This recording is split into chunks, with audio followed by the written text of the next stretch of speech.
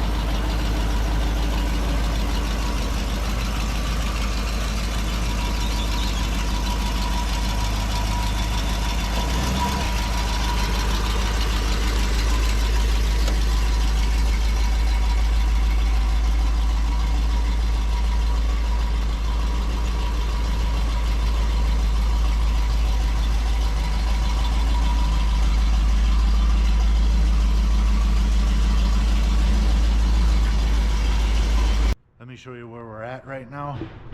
Convertible top is on, fully functioning, adjusted, works perfectly. Interior is in, except for the door panels, because the doors ain't on, obviously. We did a lot of little detail stuff that when whoever installed this interior didn't do. The sides of the center console, the original black paint, was worn in several spots, and you could see plastic, raw plastic, so we sprayed that flat black, satin black. Same with the bottom of the seat frames. We sprayed those black. They were rust colored. Stereo is completely in. Just a nice basic stereo. 6x9s in the back. And some round, nope, not round, some rectangle speakers in the kick panels. Really, we're to a point where I need to get it on the other side again and do a final block on the quarter panels and do some green spray outs so we can shoot this. Also, the seat belts, the black seat belts, the fabric was faded on those, so I re-dyed those black, nice and crisp.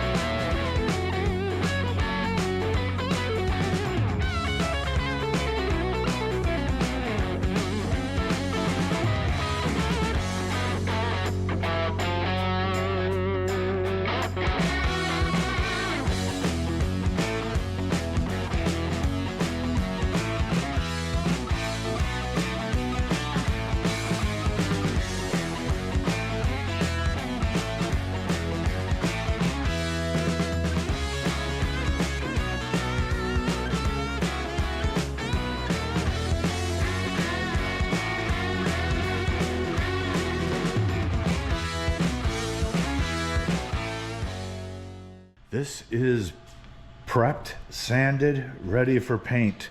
400 grit on all the primer, jams, Scotch Brite padded. If it ain't sanded, the paint ain't gonna stick.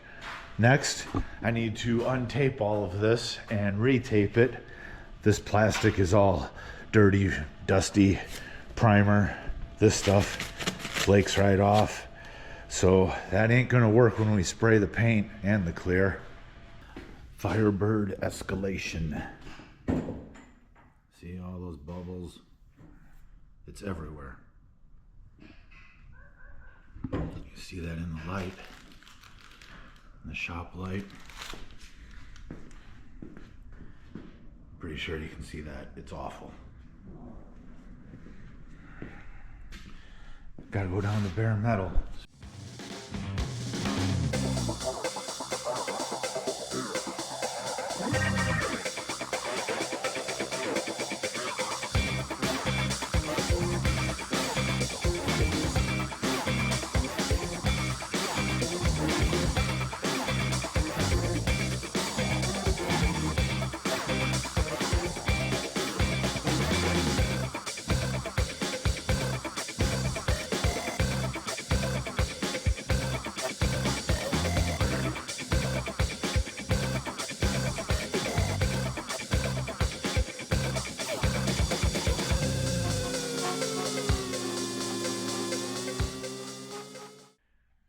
Trunk lid is bare metal, ready for primer.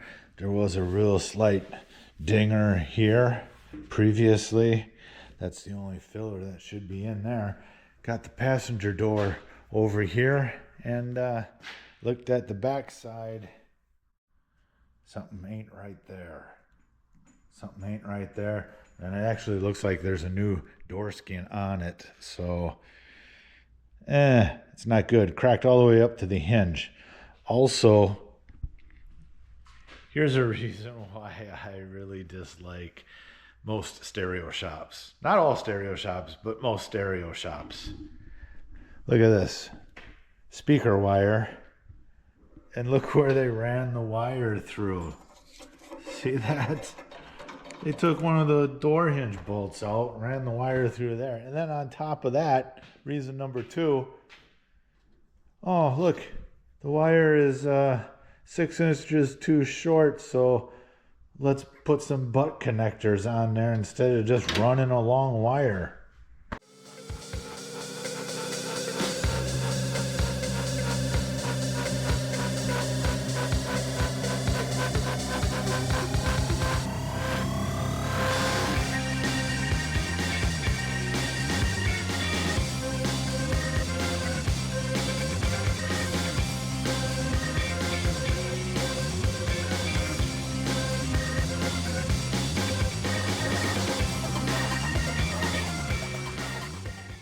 Here we are. It's really something what some guys do. This has a new door skin on it, and they put a new door skin on the inner frame or inner structure. It's this rusty holy stuff, and just mudded it all up. So this flange that is bent over, I'm gonna have to pull up. But fortunately for everyone involved, this inner structure, quite a while ago, I worked on a Camaro and doing sheet metal work on this Camaro. And when we removed all the paint off the door that was on the Camaro, we had a junk door, really. Look at this. It's all punched in. They tried to pull it. It's garbage everywhere. But the inner structure is good. So I'm going to cut this out and put it on the Firebird.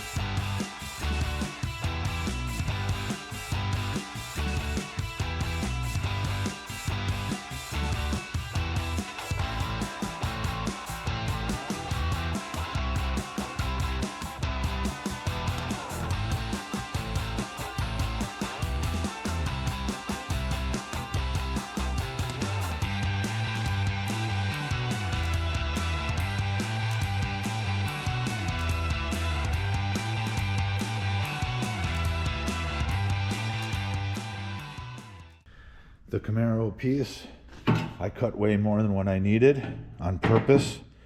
There's a brace here that had to come out that is there for the door hinge assembly, but it's kind of interesting how close Camaro Firebird inner structure is.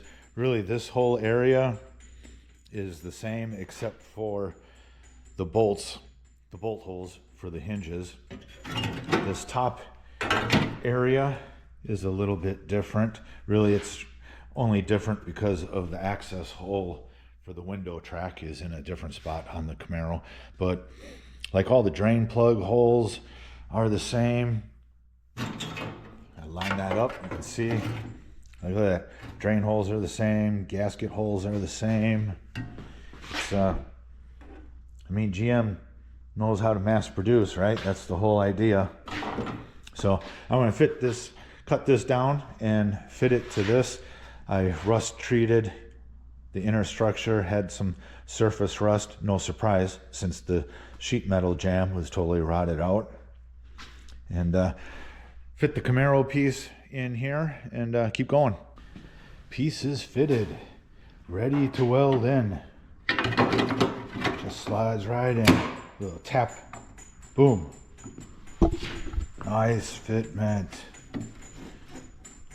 Just weld and grind, weld and grind.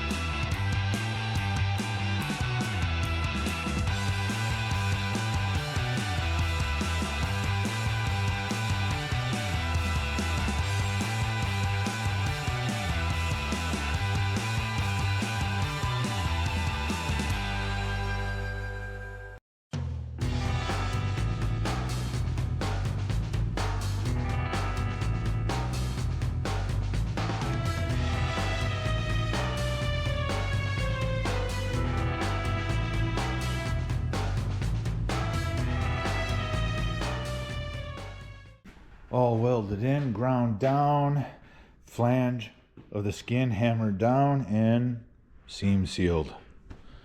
Ready for the next step.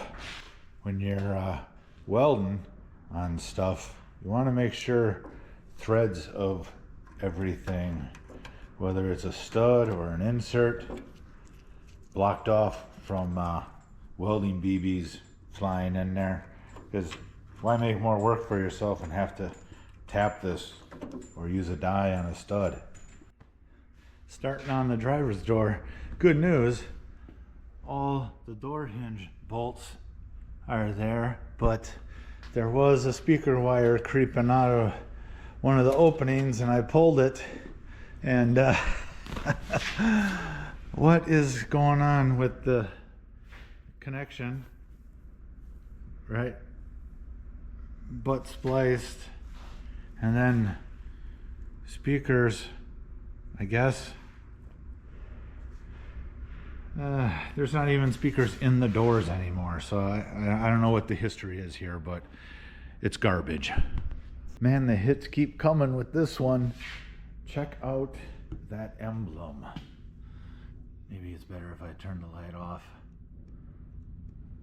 All right. Can you see the straight body line? And can you see how the script curves? It's not supposed to curve. It's not supposed to curve. This is all stressed. This is pot metal trim, really.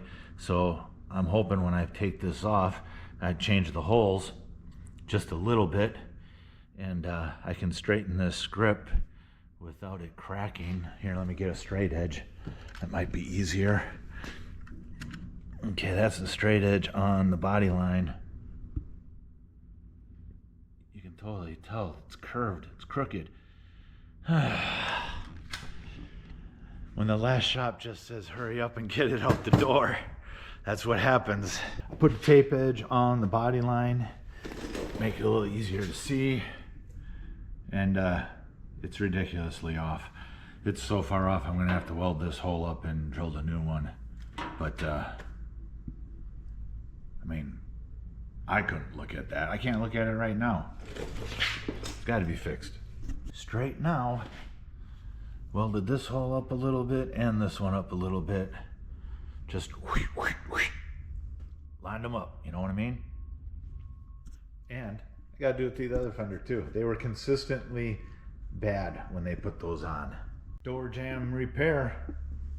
Prime time right there. Like it never happened. Soon green. Soon green. I've been waiting for green like forever. You wouldn't believe it. The amount of spray outs that I've had to do to find a green that matches this. When the car first came in, we really thought it was the original paint code green, which it is not. This is the original paint code green right there. Not the same at all. Really, the way things go around here, I don't have my own paint mix station, my wall of paints. I don't want that. I don't do enough actual paint work to warrant a whole wall of colors and a mix station. It just takes up too much space. And here we are. I'm relying on the paint stores in Havasu to get me a good color match.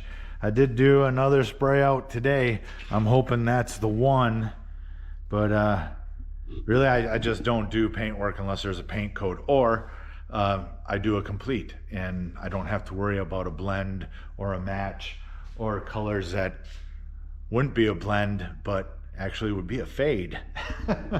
So here we are.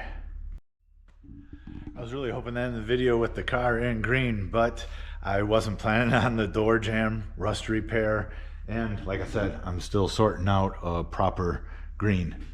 Please like, comment, and subscribe, and we'll keep giving you weekly content on all the things that are going on in the shop.